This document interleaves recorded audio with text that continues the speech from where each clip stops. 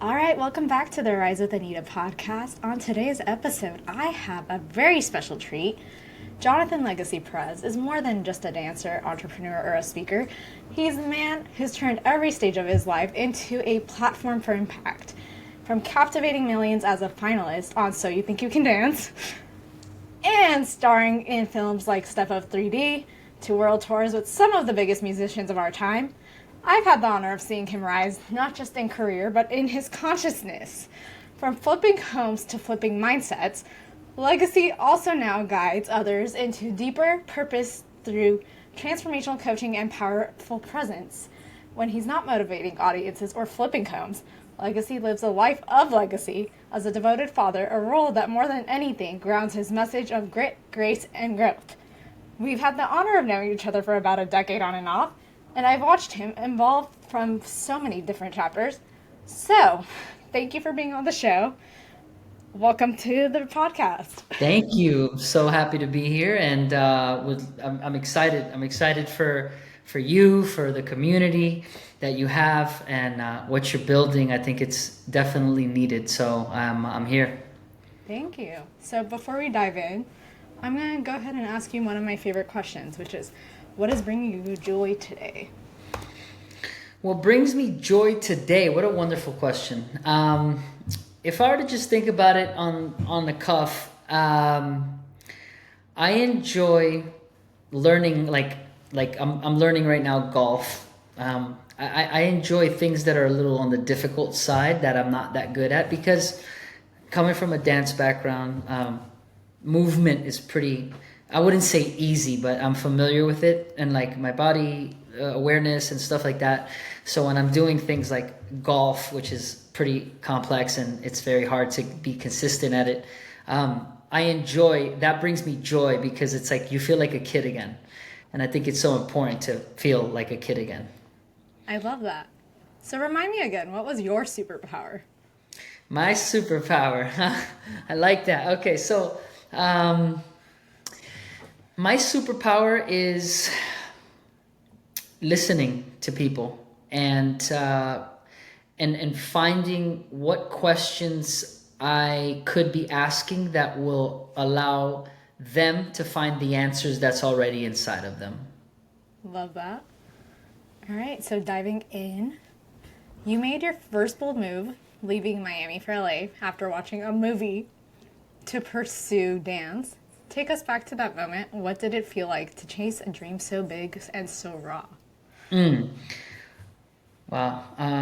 Going back to that moment, specifically that moment in particular at a movie theater watching the movie You Got Served. And I remember it was less about the dream of being in a movie and more of the opportunities that were out there that I didn't have access to. So while I was sitting in the movie theater, I'm feeling like, oh, I can do this, but where do I go? Who do I ask? What happens? Like, where does someone like me go to find this opportunity? And my buddy that was sitting right next to me said, we got to move to LA. And it was a great idea. I got up and we both left, and we took off, like you may know, with $240 in our pocket, ran out of gas in New Orleans. We street performed on Bourbon Street for donations. That night we stayed at a hotel because we made some more money, and made it to Los Angeles 4 days later, and went to Third Street Promenades, performed in Venice Beach, and that was my initial thought process. Wasn't, I'm gonna go fulfill my dream of being an actor or a dancer in a movie or whatever. It was, I know that there's opportunities that I want to be a part of. How do I get access to those opportunities? Love that. And for those of you who don't realize, he actually literally left during the movie. Oh yeah, like I didn't even watch the whole thing. Get up and let's go. So talk about LFG action right there. So what was your earliest understanding of performance on stage or in life? That's a great question. Good questions, Anita. I think the earliest performance was when I went with a couple friends and I started learning how to dance on the street in New York with a couple friends, Clown and Will, Ill Will, his name is, and we just got on the street and they were performing, and I was like, okay, I can do this. I can perform. I can dance, and I can make something happen. And that was to me my earliest memory, and that was, I would say, 1997, 98, around that time, which I had been a couple of years dancing, but it was that moment for me was everything. It was like, wow, opened my eyes to the ability to perform in front of people and showcase and express myself, and not only have them looking at you, but appreciating what you do and your communication with them, your nonverbal communication with them, which is through physical movement and dance. Love it. Okay, so fast forward a couple of decades. Then you made another bold decision to step away from dance and enter real estate. So that was a major identity shift. What did that transition look like for you emotionally, mentally, and spiritually? And did it echo your move to LA at all? Oof. Um, okay, that was a great question. Okay, so okay, to me, dance has always been a form of expression, and whenever I have the opportunity to perform and move, it's almost like I transcend, like all the worries go away, all the negative thoughts, the future, the past, like it just all goes away. And what I realized is that it was like, they always say that the being in the present is a gift. It's a present, so it's a gift. But I never knew that's what it meant. I thought it was just like, because everybody in the world always is either thinking of the future or worried about the past. It's like they're never in the moment. So I realized how being in the moment is so powerful. And I think that that's kind of what's allowed me to start my spiritual journey, my understanding of life and dance. It all came from trying to be a better communicator within myself, to express something that people will receive and have delight in watching and understanding without having to know what's going on. Love it. So it's like a subconscious communication. Absolutely. You're impacting through more of like a soul to soul level rather than a kind of like hyperlogical. So going back to the transition to real estate though, would you say that it echoed your move from Miami to LA when you were pursuing the dance, or what really made you realize it was time to transition?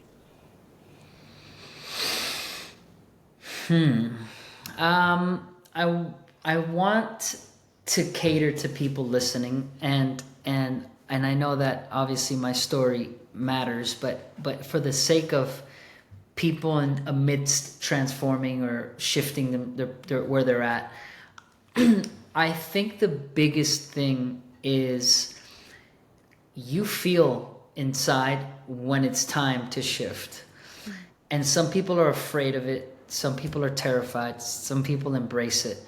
But majority of people don't want to embrace it because it's a scary thing. It's almost like changing your identity.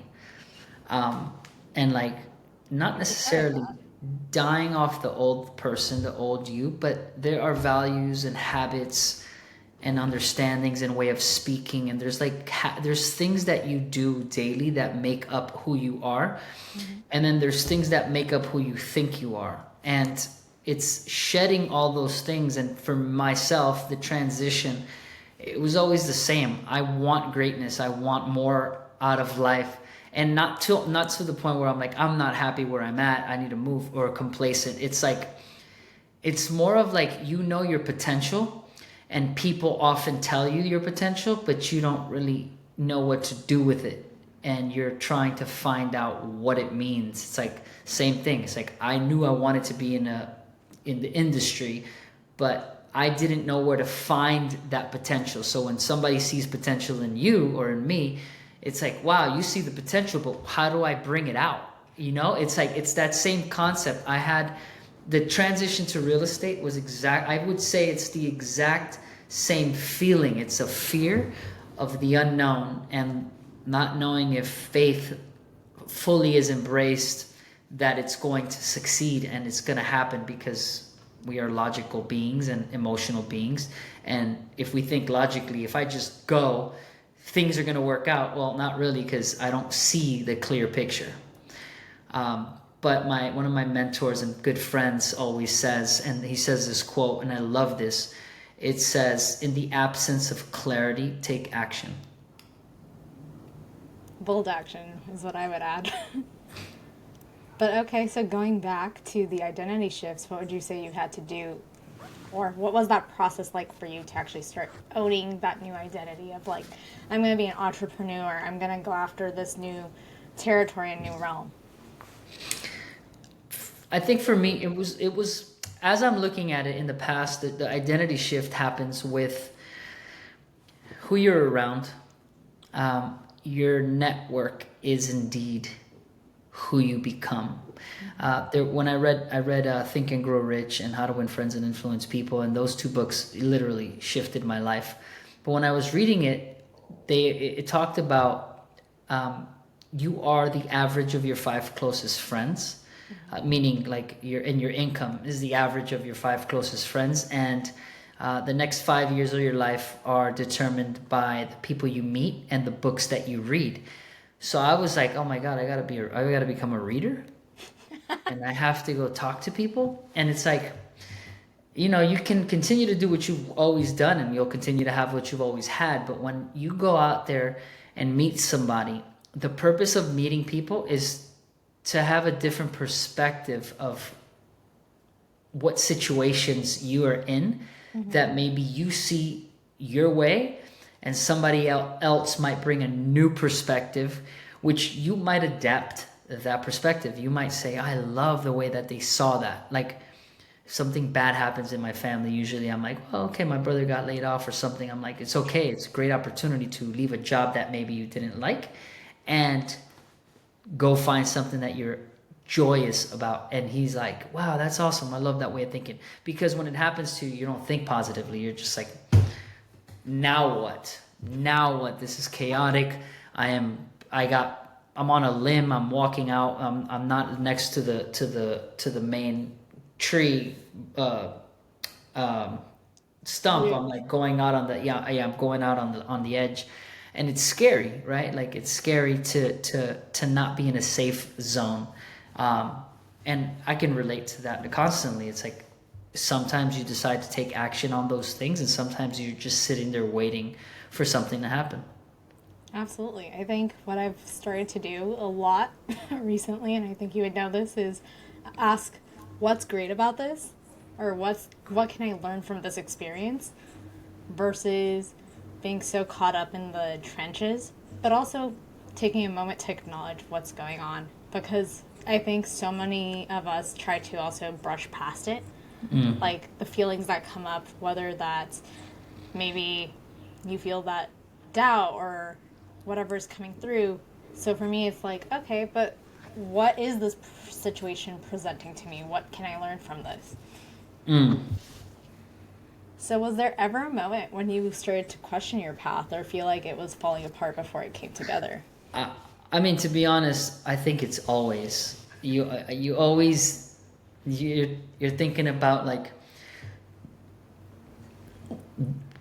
and you know what's interesting, it comes down to you trusting yourself, right? Like a lot of times people say, oh yeah, if I ask you, would you trust yourself? And it's like, well, yeah, I have to, right? But like, really, if I have a conversation with a couple friends of mine, I might be like, hey, you know, do you trust yourself fully? And they're like, yeah, sometimes I say I'm going to do something, but I end up not doing it. Like, I want to start eating healthier, or I want to go to the gym.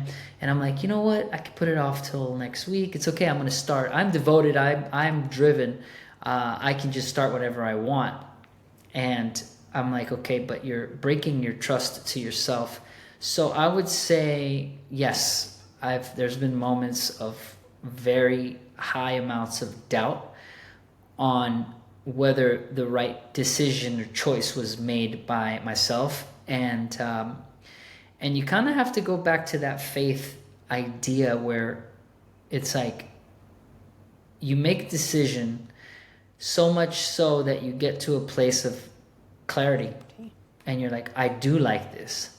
This was amazing. Or I don't like this and I want to do something different. But the important thing is to take that action. I remember coming out here and dancing, and I didn't look back, and I was like, it's the best decision of my life. Even if it was scary. Same thing with real estate. I got in, I was like, this is the craziest thing I've ever done in my life. But it's like, wow. And then along the dancing. Yeah, both are very similar, but they're different verticals, right? Like in industries, but the intention is the same. It's the desire that you have to do something, and your capability or ability to achieve it through persistence, dedication, devotion, etc. That drive, that inner motion that puts you in a place of opportunity. The consistent, persistent pursuit. Exactly. So how did your mindset have to shift from being a performer to becoming an entrepreneur? Same thing. Vertical, though.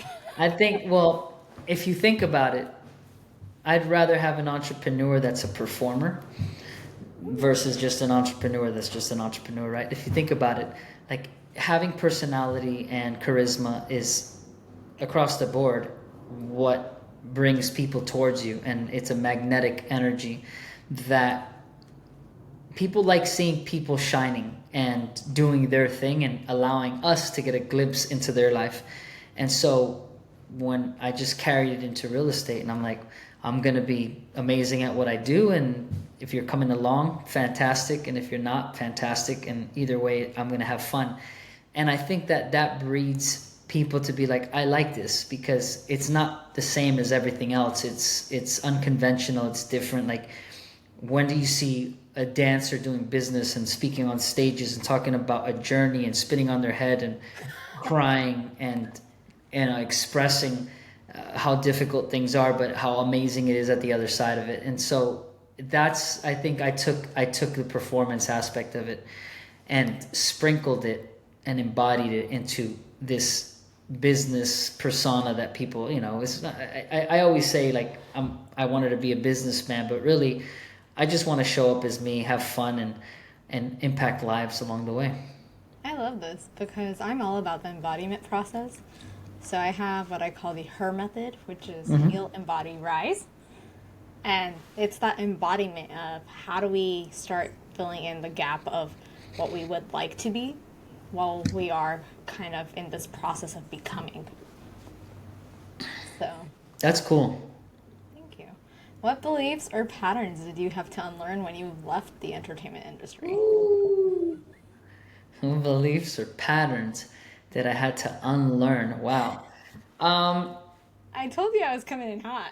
Yeah, no, you are. This is fantastic. Listen, so when you think about unlearning something, it's like the education continuum, which is the unconscious incompetence, the not knowing that you don't know, to the conscious incompetence, the now you're aware and now you know that you don't know. Like when you're driving a car, you start driving, you don't know that you don't know how to drive a car, so that's unconscious incompetence at first, and then it's conscious, you're aware that you don't know how to drive a car, incompetence, so unconscious incompetence.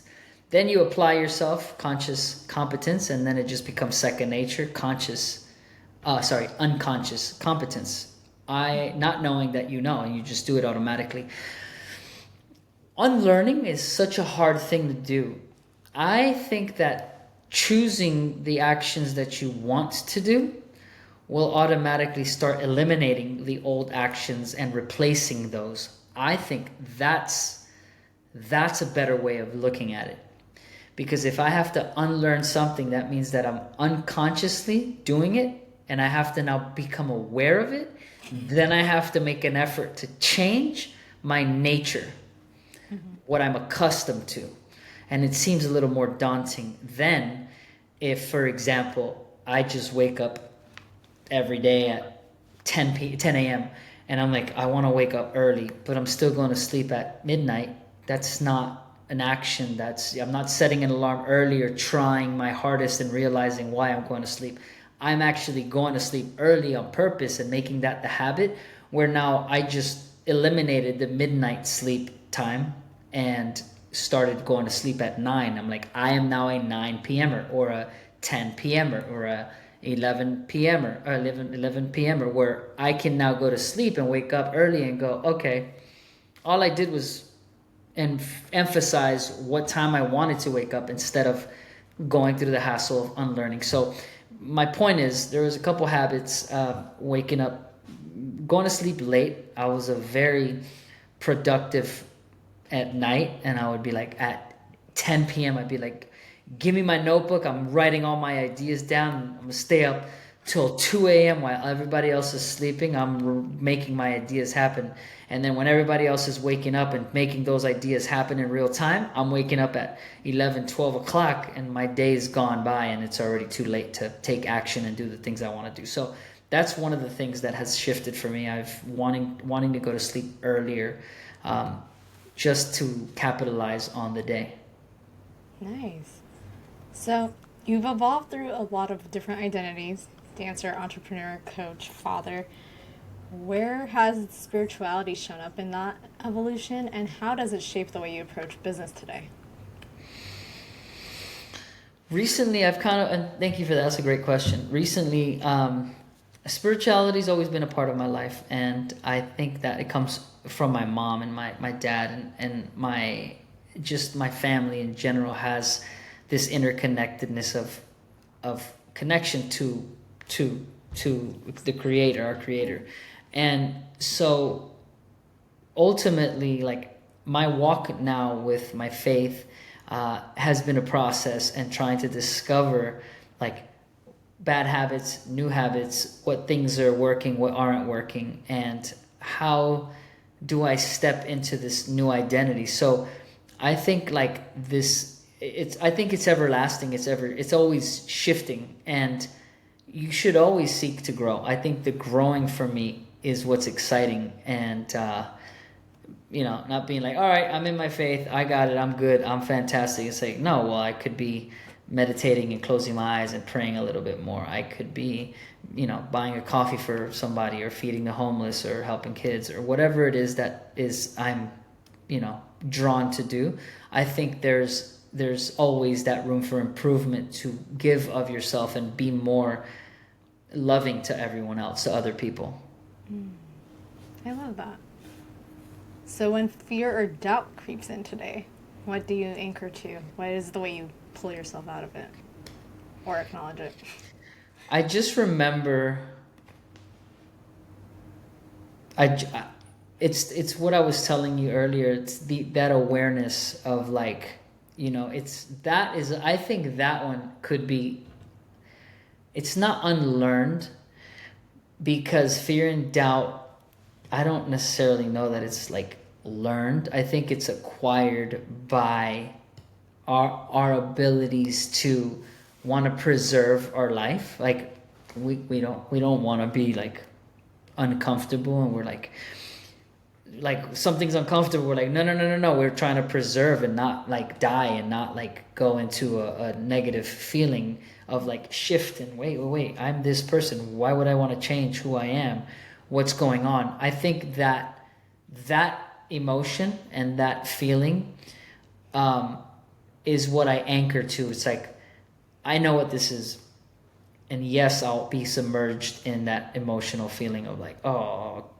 doubt just creeped in, and I'll be like, is it my mind, is it my soul, is it my heart, is it my intuition? Like, what is it? Why is it happening? Can I listen to it? Am I aware of it? And is this the right choice? And that's when you get to decide, do I do this or do I not do it? And that in essence, when it creeps in, you just have to analyze it a little bit. And sometimes you just have to decide, really quickly what you want to do and go for it, because oftentimes I find, again, that even if you make a mistake in the decision, you'll know really quickly, versus dwelling on it and then never doing it until later, and then finding out later that you wasted a lot of time not choosing something, therefore it being chosen for you. I love that. And I think it comes back to something I've been thinking about is also questioning if the doubt is coming from maybe old programming of, because we have all those generational patterns of, it could be from your lineage or whatnot, friends, if you don't have the correct circle around you of questioning what is it that you're doing, or what's influencing you in that moment. And I think that it's really important to hone back into, is it like actual internal, I can't do this, and for whatever reason, maybe it's not the time. Because what I've also found is maybe readiness is a little bit of a part of your journey. Or is it just genuinely external forces kind of creeping in, causing you to question that? Yeah, I mean, you're right on. You're spot on. I sometimes when people have that automatic response, call it your reactive nature, they tend to not be able to think outside of what they know, and they're like, oh, that's doubt. Yeah, that must be a signal that I should not move forward with this. And for those listening, I think it's important to question it and always say, okay, this, something's off, something feels interesting. What is this feeling, and where's it coming from? And is it indeed programming? Because some people aren't even, they're so unaware of their unconscious incompetence of their programming, and they don't even know that there's programming that they have and that exists. It's like they don't know. Like, I have a buddy that drives and gets mad, and he gets upset, and he reminds me of his dad, and I'm like, his dad's a very angry person, and he expresses, when he's driving, he gets really upset, and I'm like, and then he doesn't go, ooh, I'm sorry, I shouldn't be upset, I should just change the way I am. He doesn't. He's like, that's who he is. He's like, they should have not been in my way. Well, it's part of his identity. Well, that's what I'm saying. It's like, how do you change that when you don't even know that you're doing it? That's the complex thing. That's the awareness that I feel like people, if they discover that, it's the king, the top of the line of how to shift yourself into new things. Love it. So you've built success in multiple arenas. What's your process now when starting something from scratch? Ooh, that's what I'm talking about, girl. What's my process? I've gone from emotional process to systems and logical mindset, logical thinking, because what I found is that if I thought I was going to start something to be successful, and I've got like my baggage of like, am I good enough? Did I finish high school? Am I not good at this? Am I not good at test taking? And all these things come to fruition. When I look at it, I'm like, that'll get in my way very quickly. And so what I look at my process is it profitable? Is it scalable? Is it sustainable? Does it make me happy? And can I bring a lot of people on board and along with me for that journey? Love it. Because now you're thinking, to put in legacy terms, how I can make an impact on more lives than just my own. Correct. So another question I have is, how do you coach people through their mental plateaus, or as Gay Hendricks would say, their upper limits? Their what? Upper limits. Their upper limit. How do I coach them through that? Well, that process is a bit interesting. So I tend to just speak with them and have a conversation based on where they're currently at, And then it's interesting because of my dance career, my ability to read people's like micro expressions and their energy. I kind of look for the non-verbal, like expressed. Well, they're expressing them, but non-verbal signals that tell me whether they're saying something that they are not in alignment with and that they don't believe, and the story that they tell themselves. And then I kind of just try to figure out a way to show them what they're doing to themselves. And then when they have that awareness, they're like, whoa, something needs to shift. And I think that is what my process is. I just listen, I ask questions, I find out where they're at, and then I allow them to just explore the world that they're in. And if they're happy with it, and if they're not, then they can elaborate. And not necessarily just be like, hey, I know that you're unhappy, because that's not the key. The key is to understand if there is something that comes up. There are things that we hold on to that we don't even know, and those things we just discussed a little while ago, like the unconscious incompetence, that we just need awareness. And once we have awareness to it, we can actually change it, and that's the fun part. Love it.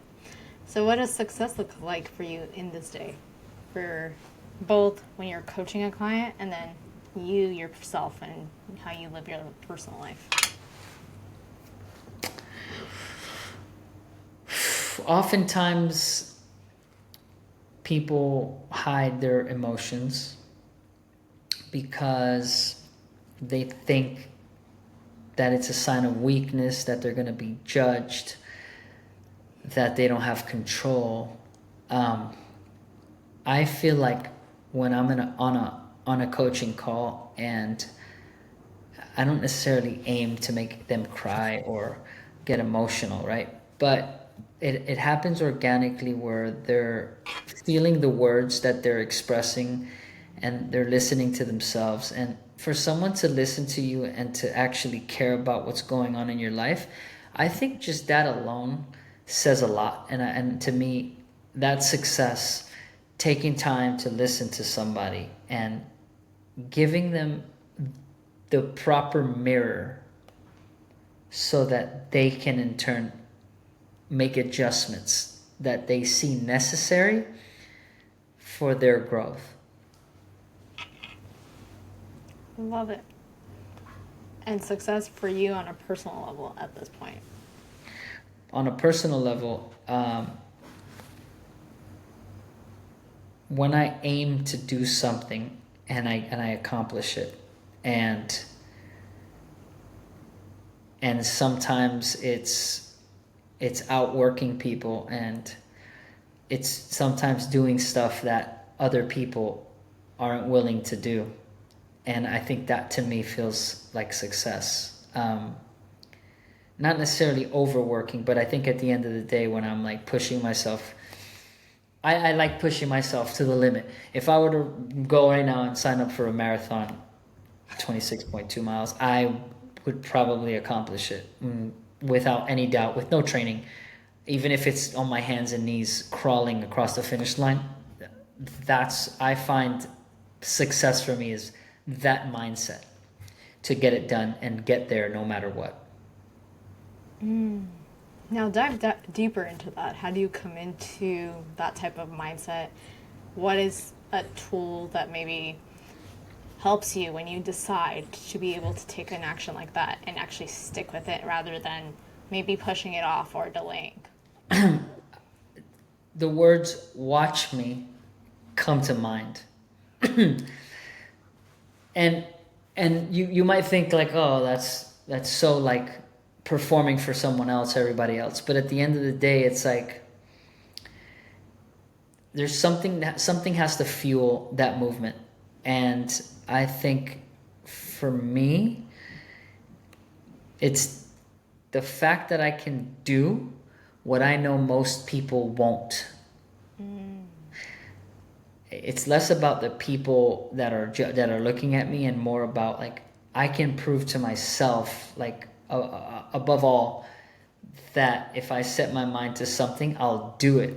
And what I find is other people's reaction after is what I'm like, I don't know their reaction is coming until after. When I do it, that's when I know it's good. It's like, wow, you ran 20 miles with no training, which was a real story. And I completed it, and it was a good time, but good time frame too. And I'm like, I did it because I said I was. And there was no way that I was going to quit. I was going to quit 10 miles in or something like that. Like 6 or 8 miles in. I was like, this is too much, but what's too much? I was like, can my body go more? And am I in my own head trying to talk myself out of it because I'm afraid? And so I did it with a couple buddies, and I think that that's the type of, when you can set your mind to something and do it no matter what, long after the feeling of you, when you said you were going to do it fades away, that's a good feeling. That's a strength that I think people are going to want to work on. Love it. So what does an aligned life look like for you? What doesn't a what? Aligned life look like for you? Aligned. Whew. I told you I was going to come in hot. Yeah, you came in super hot. Believe it or not, a little misalignment is good. Tell me more.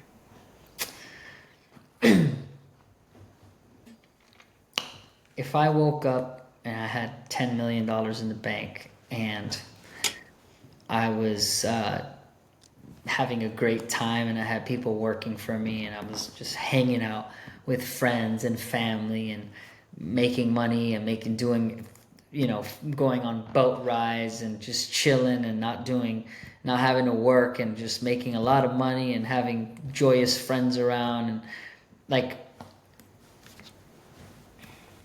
that seems amazing. That's like super aligned. But when you look at it, it's like, what got you there? And you think about it, and stay with me for a moment. What got you there was the things that came across your table that were difficult, that you handled, and the way you handled them, that made you confident enough to create whatever empire you have, to be able to do all those things. So I think,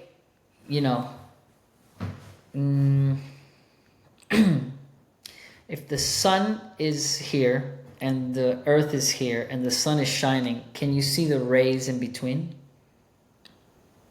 Can you? No. So it's shining. You don't see the rays because you can't in between.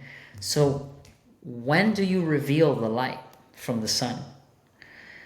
When the earth is in the way and it pushes against the light, the rays of light. So the resistance, the pressure, creates the light. So an aligned life, I feel like, is the good and the bad, the resistance, and how it's handled in between. Interesting. So, speaking of pressure, what does that look like for you when you experience it now? What is your relationship with pressure?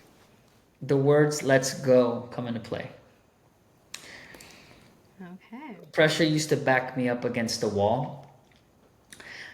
And I realized that when pressure has you against the wall and you can't go any further back, you start to go forward. So I'm like, why don't you just go forward now before you get pushed back against the wall? Interesting. Okay. So you talk a lot about living a legacy. In fact, you built multiple brands around it. So what does that actually mean to you? A legacy is not what you leave the world. It's what you give to it. And I know a lot of people are like, oh, you're going to leave a legacy. It's like you don't want to leave a legacy. You want to create now, in the moment, things that are going to give the world value. And I think that that's the living your legacy is not, oh, a legacy is great. Like, a legend was great. a legacy continues, and it's creating something that allows you to continue that momentum, that motion. I love this, and you actually just entered me into my next question, which was, if your legacy wasn't something you left behind, but something you lived every day, what would that look like in the smallest actions that you take? I think just trying to show up. The thing that brings me and other people I've seen joy is when you can take off your mask and not have to hide and show yourself to the world and show up authentically. I think that's one of the most difficult things in the world to do. And if you can do that, just even a glimpse, that would be a game changer for me and for many people. And maybe the question is, what does it look like to show up authentically like you without the mask that you wear every day? Timely. I just did a post about this the other day. About how once you start living in that authentic light and you start kind of coming back home to your essence, the magnetism that you actually start to attract to you is tenfold, because you're actually yourself rather than putting on that mask of security or other people's what they'd like you to be. It's less performative, so therefore you end up actually pulling people more towards you.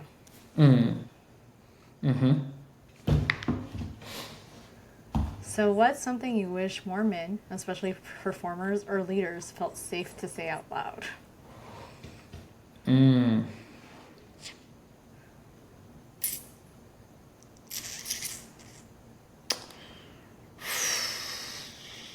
I don't have it figured out. Okay, what do you wish they would have been able to embody more? Well, that's the actual answer. For them to say, I haven't figured it out. Okay. If they can say that, then it'll put them in a place of not having to act like everything's okay, and embracing the fact that sometimes things are not okay.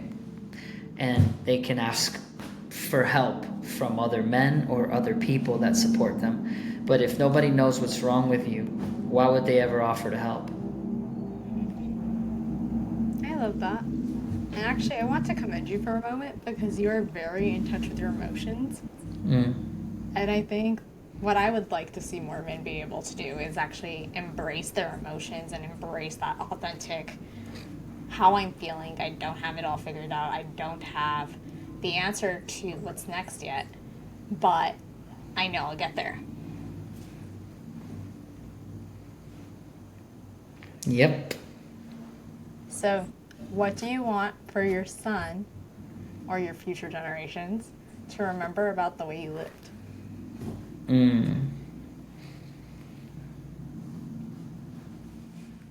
That's interesting. The first thing that came to mind was the way that my father is. He's just a joyous man, and nothing can bother him. He's always playing around, just yelling out loud, like, you know what I'm saying? Boop, boop, yay. And he's just happy, and that's him. And so am I. And my son also partakes, and sometimes we yell, and like we're in the car, and I'm like, yeah, he's like, that's what I'm talking about, boop, boop, yeah, yeah.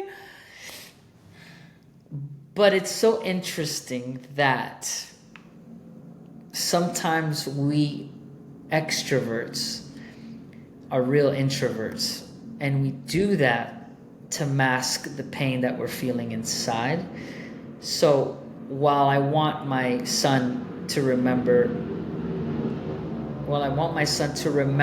how excited I was about life and how I showed up, I don't want it to be a facade that he was like, my dad never felt pain, because I never saw him in need of help.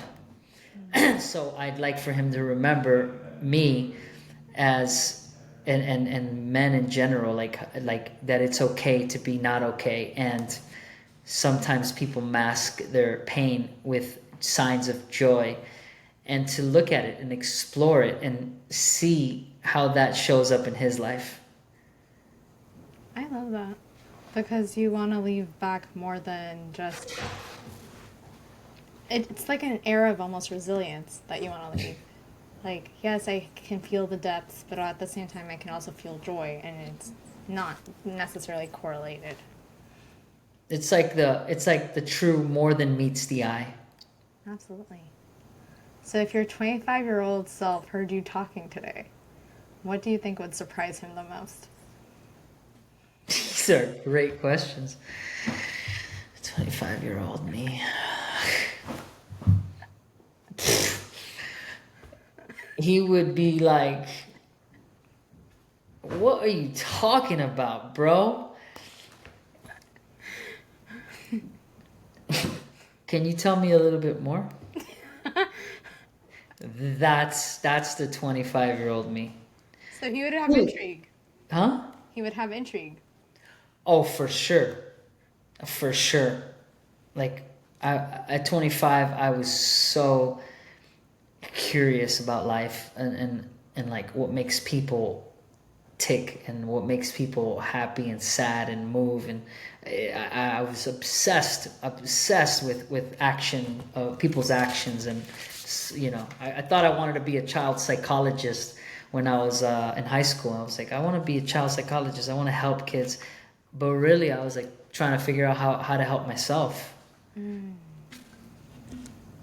Love that. So rapid fire round. Hit it.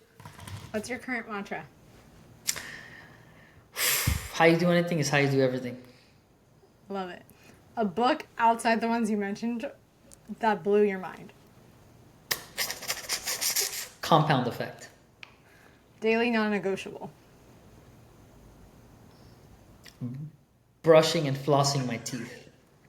Okay, we went in the roll there. Okay. What's one belief that changed your life? Not everything is how you want it to be. One word that describes the season you're currently in.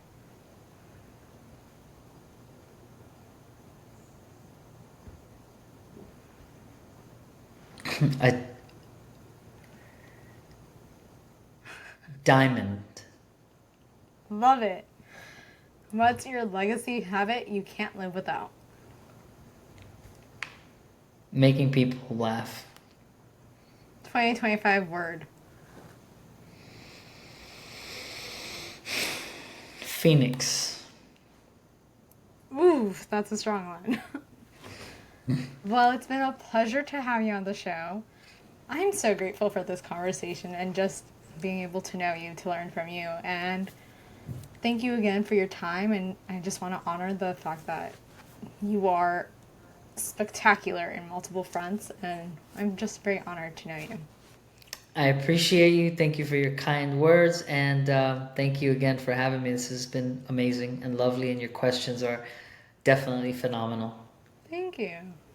Well, if you guys enjoyed today's episode, please like and review. Feel free to reach out to us on Instagram. Both of our links will be down below in the description box. And keep an eye out for the next episode, as we are having some amazing guests join our episodes. And I will be on the next one.